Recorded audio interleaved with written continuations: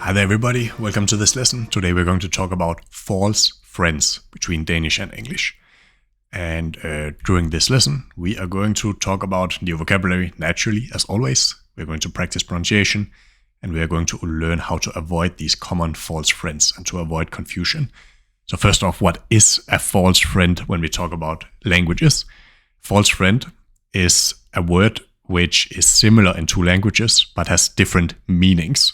So what we're going to go through here is to look at first the Danish version of this verb, or the word as it is, and then I'm going to see what does it actually mean in Danish, and then the same word, what it means in English, and then a little description on how do we try to avoid that and what does it actually mean. So the first one, let's jump in here.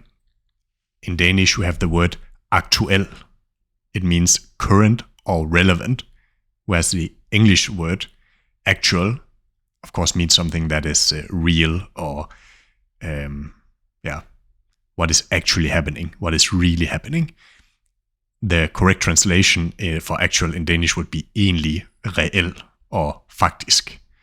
So, and yeah, as we say here, aktuel means current or relevant, not actual in the sense of real. Similar one here, eventuel in Danish means possible or any, and then in the English eventual, you would say in Danish endelig or uundgåelig. So eventuel means possible and not eventual. Here we have a basic one. So in Danish the word chef means a boss or a leader, and of course in English chef, it's somebody who cooks. And in Danish, that's called kok. Not to be confused with, of course, other words also sounding like that. And here's one of my favorites.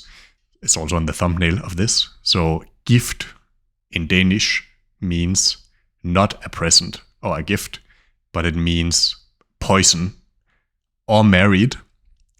I'm not sure why in Danish that this word actually means both. You can decide that.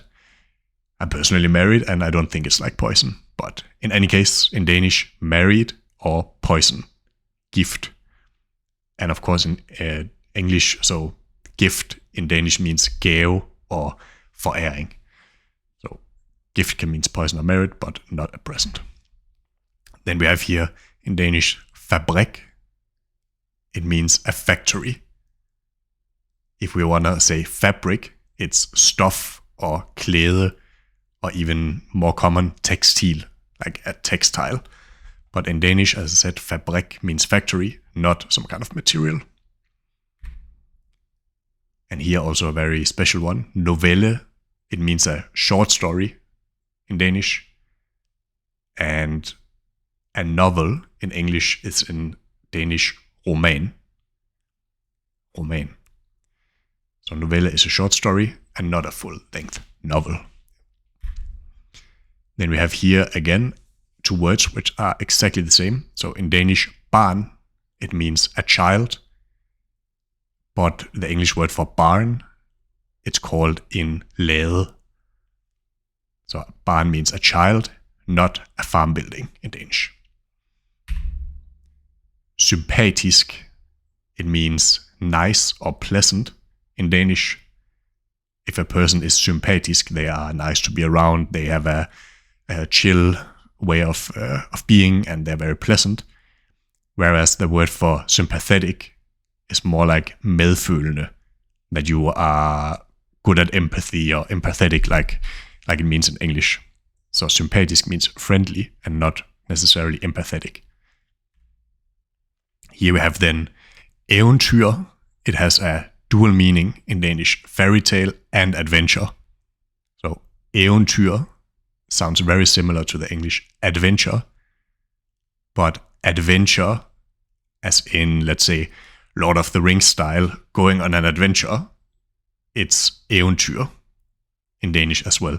So this word has both the meaning of fairy tale and also adventure. So be careful when using it. Then we have here the word sind. It means mind or disposition. For example, if somebody is mentally ill, like really crazy, we can say he is sindssyg, so sick in the mind. And the English word for sin would then rather be synd. So sin means mind, not a moral wrongdoing. Then we have here the word for sjov. It means fun or funny. And in English we have here silly or strange. It means mærkelig. So it's in here because sjov in Danish is actually a positive thing. So even though it can also mean silly or strange, it's something we use if somebody is actually a funny person. So sjov is funny and not weird in Danish. But you'll hear many Danes probably make this mistake that they say something is fun or funny even when they mean that it's strange or other way around. Next up, we have bad, means a bath. And if we want to say bad, it's rather dårlig in Danish, if something is negative or not good. So bad means bath, not something negative in Danish. Then we have here again a spelling of food. It's pronounced mad. And mad is gal, or maybe sindssyg, like crazy, like we had before. But they're just spelled the same. And mad means food, doesn't mean crazy. Again, a similar spelling here. Fire means four. But to say fire, we say ild. So fire is number 4, not flames. The next one up here is probably one of many English speakers' favorite. Exactly, fart. So if you're on the highway in Denmark or you're driving through a city, you will often read this on different signs, fart. And it means speed. So for example, fartgrænse means speed limit. And it does, as a matter of fact, not mean fart when you put out the methane of your behind. That would be prut, or at prutte, to fart. Fart means speed, not flatulent. Then we have here at the end of every movie, we read slut, which means end or ending. And in English, you have the word slut. Yeah, you know what it means. We don't need to translate it. But in Danish, slut simply means end. So, next up, we have here pige means a girl. And not like pig in English, which means in Danish gris. Gris or svin, both can be. So pige means girl, not a pig. And here we have one, some of my students that I had earlier when I was teaching Danish professionally is something that happens quite often. It's time. So in Danish, en time means an hour. So time, hour. But time means tid in Danish. So be careful not to mix those up. If you don't have time, you shouldn't say, jeg har ikke time, rather, jeg har ikke tid. So time means an hour, not the concept of time. Bear this one in mind. Here we have, again, sky means cloud. It does, as a matter of fact, not mean sky. The word for sky is himmel. Sky means cloud, not the sky. Here we have again some of the, it's just the spelling. If you pronounce it, you can hear the difference quite well.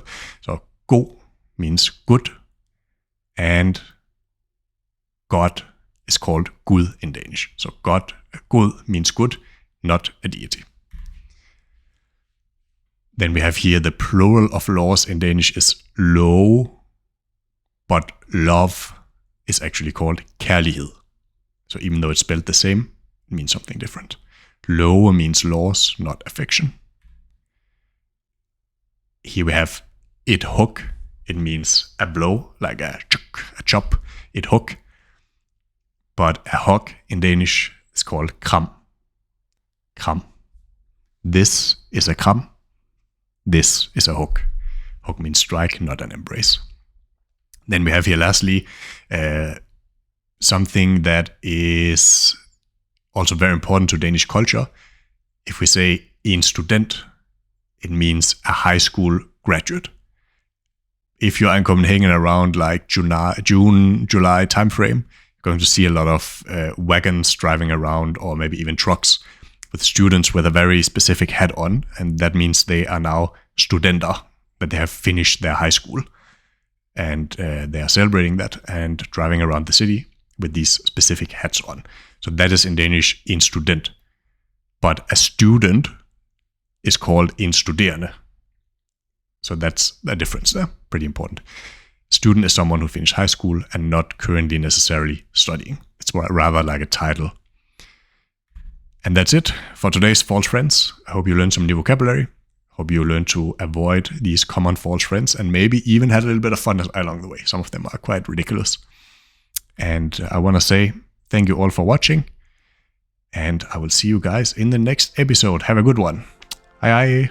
Vi ses. Farvel. Hej hej.